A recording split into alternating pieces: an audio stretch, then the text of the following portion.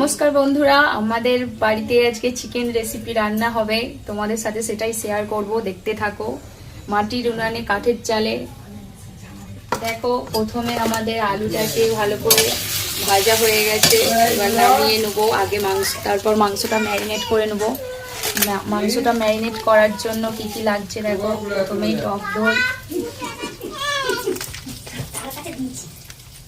টক দই, তারপরে দেব সরষের তেল, তারপরে দেবো লবণ, হলুদ গুঁড়ো, লঙ্কার গুঁড়ো দিয়ে চিকেনটাকে ভালো করে ম্যারিনেট করে নেব। ম্যারিনেট করা হয়ে গেছে, এবার এটা আধ ঘন্টা রেখে দেবো। তেলটা গরম হতে একটু 5 ফোড়ন আর গোটা গরম মশলা দিয়েছি। এর মধ্যে এবার দেব আদা রসুন আর কাঁচা লঙ্কার পেস্টটা।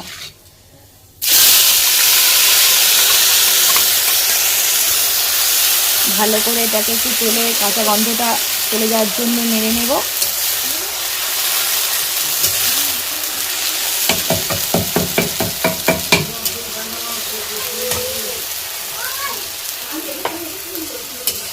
ভালো করে নেড়ে নিয়েছি।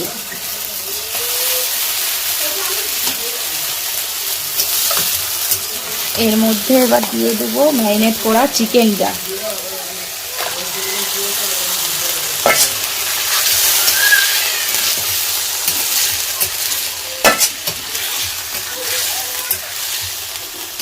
এর মধ্যে পেঁয়াজ টমেটোটাও দিয়ে দিচ্ছি।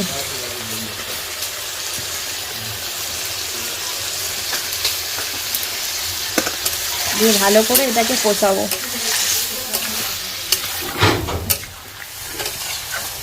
চিকেনটাকে ভালোভাবে আধ ঘন্টা ধরে কষিয়ে নিতে হবে,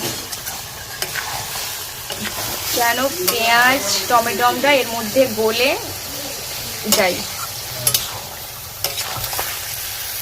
মাংসটা ভালোভাবে কষা হয়ে গেছে। এবার আলুগুলো এর মধ্যে তুলে দিয়ে একটু ভালোভাবে নেড়ে নিচ্ছি। দিয়ে এতে জল ঢেলে দেবো। যে যেমন পরিমাণ ঝোল রাখতে চাও সেই পরিমাণে জল দেবে। আমার যতটা দরকার আমি জল দিয়ে নিয়েছি।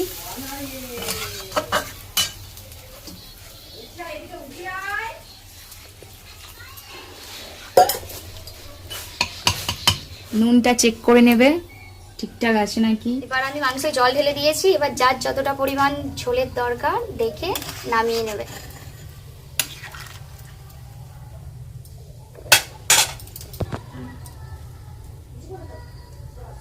রান্নাটা আমি এখানেই শেষ করলাম। আমার ভিডিও কেমন লাগলো অবশ্যই কমেন্ট করে জানাবে। আর কিছু রান্না দেখতে চাইলে কমেন্ট করে জানাবে। টাটা, বাই বাই, সবাই ভালো থাকবে।